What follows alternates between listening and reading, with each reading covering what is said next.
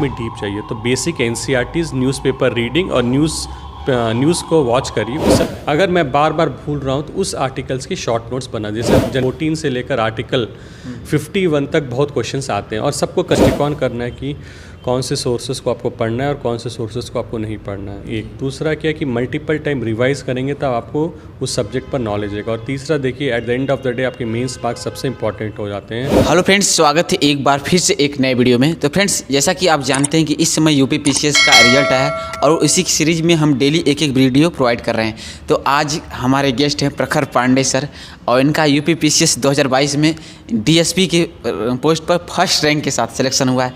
और इससे पहले भी सर नायब तहसीलदार के पोस्ट पर ऑलरेडी सिलेक्टेड है और सर ने यूपीएससी में भी मल्टीपल टाइम इंटरव्यू दिए है और सर की जर्नी काफ़ी स्ट्रांगमयी रही है। बहुत कुछ जानने का आज हमको मौका मिलेगा।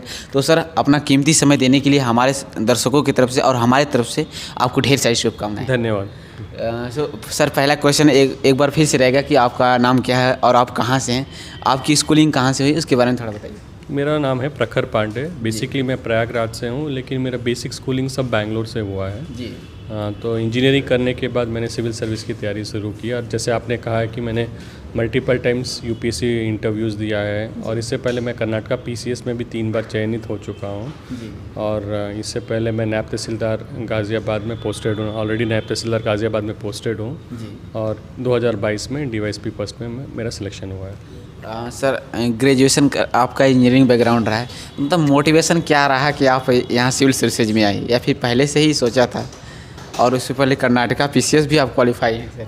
मेरे पिताजी खुद गवर्नमेंट ऑफिसर रहे हैं, तो ऑब्वियसली मेरे पिताजी मेरे लिए सोर्स ऑफ मोटिवेशन रहे। मैंने हमेशा देखा है कि at the end of the day वो जो इतना सेटिस्फैक्शन उनको डिराइव होता था लोगों के साथ रह के, लोगों के साथ उनका भला करते हुए, तो मैंने इसलिए ठान लिया था कि मैं भी इंजीनियरिंग के बाद सिविल सर्विस की प्रयत्न जरूर करूँगा। और भगवान के आशीर्वाद से, माता पिताजी के आशीर्वाद से, पूरे परिवार के आशीर्वाद से आज मैं इस मकाम पर पहुँच चुका हूँ। जी। इस सर यूपी पीसीएस में आपका अगर बात करते हैं, कितने टाइम्स मेंस लिखे, कितने टाइम फिल्म्स, और फाइनली 2 बार सिलेक्टेड हुए लगातार सर? यूपी पीसीएस में मेरा ये 3rd अटैम्प्ट था। 2020 में मैंने पहले स्टार्ट किया था। 2020 में पहले बार ही नायब तहसीलदार हुआ था। इस बार मैंने डीएसपी पोस्ट में सिलेक्शन हुआ। जी। सर, अभी तो आपकी तैयारी चली रही होगी, आई होप की?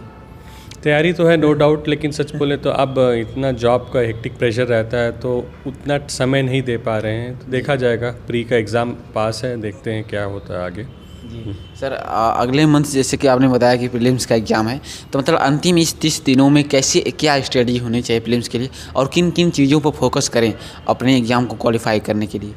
देखिए, मेरा मानना है कि सिविल सर्विस प्रिपरेशन एक मैराथन है और एक मैराथन जीतने के लिए जो लास्ट लैप होता है वो सबसे इम्पॉर्टेंट होता है। तो जो अभ्यर्थी जो प्रीलिम्स के एग्ज़ाम दे रहे हैं, तो मेरा मानना है कि वो आप फाइनल लैप में पहुंच चुके हैं। तो इसलिए सबसे पहले इम्पॉर्टेंट एरिया क्या है कि आपको फिगर आउट करना है कि आपके स्ट्रेंथ सब्जेक्ट्स कौन से हैं और वीक सब्जेक्ट कौन से हैं। स्ट्रेंथ सब्जेक्ट्स पर ज़्यादा ध्यान देना है ताकि वहाँ पर मैक्सिमम क्वेश्चंस आप स्कोर कर सकें और वीक सब्जेक्ट्स को इग्नोर भी नहीं करना है।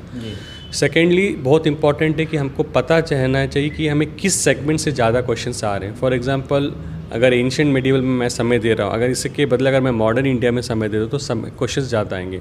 सेम भी जनरल साइंस में फिजिक्स केमिस्ट्री से क्वेश्चंस कम आते हैं लेकिन बायो से ज़्यादा आते हैं। करंट अफेयर्स एक ऐसा सेगमेंट है जहाँ नंबर ऑफ़ क्वेश्चंस बहुत ज़्यादा आते हैं। तो हर इंडिविजुअल को पता होना चाहिए कि किस एरिया से ज़्यादा क्वेश्चंस आ रहे हैं और उस हिसाब से तैयारी करना चाहिए। सर, इस एग्ज़ाम में आपका मीडियम और ऑप्शनल क्या रहा? मेरा मीडियम इंग्लिश मीडियम रहा है और मेरा ऑप्शनल पब्लिक एडमिनिस्ट्रेशन, लोक प्रशासन।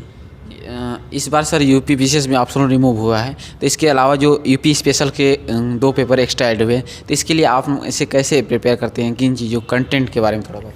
देखिए, मेरे ख्याल से यूपी पीसीएस में ये जो नया पहल शुरू किया गया, एक बहुत ही अच्छा अप्रिशिएबल एफर्ट्स है, क्योंकि इससे क्या हो जाता है कि कई जगह पर आपने देखा है कि कुछ ऑप्शंस बहुत ही अच्छा कर रहे हैं और कुछ ऑप्शन स्कोरिंग नहीं हो पा रहे हैं। तो इसलिए, और मैं खुद एक विक्टिम रहा हूँ कि मेरा ऑप्शनल्स पब्लिक एडमिनिस्ट्रेशन में उतना स्कोरिंग नहीं रहा है कंपेयर टू अदर ऑप्शनल्स। तो मेरा मानना है कि ऑप्शनल रिमूवल से एक जो सब्जेक्ट रिलेटेड डिस्क्रिमिनेशन है वो फेज आउट हो जाएगा और सबके लिए एक लेवल प्लेइंग फील्ड हो जाएगा। जैसे आपने बोला कि सर यूपी रिलेटेड जो सिलेबस ऐड हुआ है, तो मेरा मानना है कि सिंस सब लोग यूपी में रहकर ही काम करेंगे तो एक अच्छी बात है कि आपको यूपी की हिस्ट्री, यूपी के कल्चर, यूपी की ज्योग्राफी के बारे में एक डीप नॉलेज रहेगा which will help you to administrate in a much more better manner. Sir थोड़ा सा अगर कंटेंट की बात करें तो आप कैसे मतलब जॉब में रहते हुए भी तैयारी किया और फाइनली डीएसपी वो भी फर्स्ट रैंक मारी, तो थोड़ा सा बात करेंगे कि कैसे अपने आप को काफ़ी इधर प्रशासन एडमिनिस्ट्रेशन भी देखना है और उसे देखते हुए भी काफ़ी अपने जर्नी को लगातार एफर्ट डालते रहे, तो कैसे क्या क्या चीज़ें सर शॉर्टकट कोई जो आप तैयारी करते हैं क्या पढ़ते हैं जो जीएस के पोर्सन जैसे हिस्ट्री पॉलिटी इकोनॉमिक्स के लिए? देखिए, मेरा मानना है कि there is no shortcut to success. तो इधर शॉर्टकट तो कुछ नहीं है, लेकिन हाँ, जो स्टैंडर्ड बुक्स है आज की डेट में सबको पता है स्टैंडर्ड बुक क्या है, तो वही स्टैंडर्ड बुक को मल्टीपल टाइम्स रिवाइज़ करिए और आंसर राइटिंग बहुत इंपॉर्टेंट हो जाता है। तो मल्टीपल टाइम्स रिवीजन, क्योंकि आज की डेट में इंटरनेट में इतने मल्टीपल सोर्सेज है, लोग कंफ्यूज होते हैं, सब सोर्सेज बहुत ही अच्छे लगते हैं, तो इसलिए मेरा मानना है कि आपको स्टिक ऑन करना है कि कौन से सोर्सेज को आपको पढ़ना है और कौन से सोर्सेज को आपको नहीं पढ़ना है। एक दूसरा क्या है कि मल्टीपल टाइम रिवाइज करेंगे तब आपको उस सब्जेक्ट पर नॉलेज रहेगा। और तीसरा देखिए, at the end of the day आपके मेंस मार्क्स सबसे इंपॉर्टेंट हो जाते हैं, तो आंसर राइटिंग और टेस्ट सीरीज़ जब आप ज्वाइन करते हैं तो उससे आपको एक कॉन्फिडेंस लेवल भी बनता है। जी सर थोड़ा सा अगर बात करेंगे जो स्टूडेंट आपको देख रहे हैं, काफ़ी अगली बार भी हमने आयोग पर भी आपका एक इंटरव्यू लिए थे, काफ़ी रिस्पांस रहा बच्चों का, तो कई बार जो है कि उन्होंने आपका नंबर भी मांगा है, सोशल मीडिया अकाउंट, तो जिससे कोई भी क्वेरी है, आप तो यूपीएससी इंटरव्यू भी दिए कई टाइम्स सर, तो आपकी हो सकता है कहीं ना कहीं उनकी तैयारी भी है कि नई उड़ान देगी आपका गाइडेंस, जो जुड़ना चाहेंगे कोई आपका social media account as Instagram या फेसबुक या फिर टेलीग्राम चैनल पर कोई भी? देखिए, सच बोलूँ तो मैं उतना सोशल मीडिया फ्रेंजी नहीं हूँ। सोशल मीडिया में ज़्यादा I am in part of social media, लेकिन मेरा इंस्टा में अकाउंट नहीं है। हाँ, डेफिनेटली मैं आपके माध्यम से देखता हूँ कि क्या बेस्ट जो भी किसी को और पर्सनल गाइडेंस की ज़रूरत है, मैं अपना डेफिनेटली एक्सपीरियंस शेयर करने के लिए हमेशा रेडी रहूँगा। सर थोड़ा सा अगर बात करें तो टेलीग्राम चैनल में आप जुड़ जाइएगा हमारे, और जो बच्चे कमेंट्स करते हैं उनका रिप्लाई आप दे दीजिए। जी ज़रूर, टेलीग्राम में हूँ तो ओके, डेफिनेटली मैं करता हूँ। जी सर थोड़ा सा बात करेंगे कि अब जो हिस्ट्री के आपने बताया कि अभी जो है कि स्टैंडर्ड बुक रेफर करने चाहिए, लेकिन जो अंतिम दिनों में क्या शॉर्टकट्स जो शॉर्ट नोट्स होते हैं उन्हें भी बनाने चाहिए? देखिए, मेरा मानना है कि देखिए नोट्स, फर्स्ट ऑफ ऑल आप तो नोट्स बनाना बहुत ही मुश्किल हो जाए, समय नहीं है, लेकिन नोट्स उस चीज़ पे बनाइए जहाँ आपका वीक एरिया है। फॉर एग्जांपल, अगर मुझे हर आर्टिकल्स में कन्फ्यूजन हो जाता है तो मैं पूरा 400 आर्टिकल तो याद नहीं रख सकता, लेकिन हाँ, मुझे पता है कि किस टाइप के आर्टिकल्स बहुत इंपॉर्टेंट हैं। अगर मैं बार बार भूल रहा हूँ तो उस आर्टिकल्स की शॉर्ट नोट्स बना, जैसे जनरली देखते हैं हर अभ्यर्थी को आर्टिकल 14 से लेकर आर्टिकल 51 तक बहुत क्वेश्चंस आते हैं और सबको कन्फ्यूजन रहता है, तो आर्टिकल 14 से लेकर आर्टिकल 13 से 51 का उसको एक शॉर्ट नोट्स बना सकते हैं। तो एक जैसे आर्टिकल 44 किया है, एक वर्ड में लिखना है, या आर्टिकल 43 क्या, आर्टिकल 51 बस डैश करके इंटरनेशनल रिलेशंस, आप उसी में पूरा पैसेज लिखने की जरूरत, आर्टिकल 51 बस इंटरनेशनल रिलेशंस आप लिख लिए, तो इसका मतलब आपके लिए इंस्टेंट रिवीजन बहुत इंपॉर्टेंट हो जाता है। अब जैसे इकोनॉमिक, इन्फ्लेशन, डिफ्लेशन, स्टैगफ्लेशन, तो लोगों को कन्फ्यूजन रहता है, तो इन्फ्लेशन में एक एरो अप कर लीजिए तो अब प्राइस इंक्रीज़ हो रहा है, डिफ्लेशन में प्राइस डाउन हो रहा है, तो इस टाइप के अगर आप शॉर्टकट कर देते हैं तो things will be much more easier. जी सर जो इसके अलावा जो इसके अतिरिक्त जो आपके ने जैसे कोई यूट्यूब चैनल जो तमाम डेली यूट्यूब चैनल एनालिसिस करा रहे हैं करंट अफेयर्स के, और जो आप प्रेफर करते हैं, या फिर कोई वेबसाइट जो आपके प्रिपरेशन में हेल्प मिलती है जिससे आप प्रेफर करते हैं? सच बोलो तो मैं कोई यूट्यूब चैनल, वेबसाइट सब नहीं फॉलो अप करता हूँ, तो जो स्टैंडर्ड मटेरियल्स करंट अफेयर्स में रहे हैं उसी को मैं फॉलो करता हूँ। तो करंट अफेयर्स कौन सी मैगजीन आपने पढ़ी? देखिए, 2-3 अच्छे मैगजीन्स हैं नो डाउट, जैसे इंग्लिश मीडियम के लिए एडुटेरिया मैगजीन अच्छा कंपाइलेशन है, आजकल घटना चक्र का भी कंपाइलेशन ईयरली इंग्लिश में आ रहा है, दृष्टि का जो आँख वाला दृष्टि आई वर्षन जो आता है शायद इस बार इंग्लिश में भी आ रहा है, तो मेरे ख्याल से these things should be suffice enough. जी थोड़ा सर बताइए कि जैसे इन्वायरमेंट का एक सेक्शन काफ़ी इंपॉर्टेंट रहता है, इसके लिए आप क्या पढ़ते हैं? देखिए, एनवायरनमेंट एंड इकोलॉजी बहुत इंपॉर्टेंट सेगमेंट है नो डाउट, तो उसके लिए जो स्टैंडर्ड बुक है सबको पता है। देखिए, मैं यहाँ पर आप लोग को कंफ्यूज नहीं करना चाहता हूँ, क्योंकि मान लीजिए कोई एक आदमी पढ़ रहा है, कोई एक कैंडिडेट पढ़ रहा है एक बुक, सडनली उसको बोला अरे कोई टॉपर ने ये बुक पढ़ा है, तो मैं कंफ्यूज नहीं कहना चाहता हूँ, क्योंकि देखिए पीसीएस एग्जामिनेशन के लिए आपको फैक्ट्स एंड फिगर्स का भी इंपॉर्टेंट है और ज़्यादा डायनामिक क्वेश्चंस नहीं रहते हैं।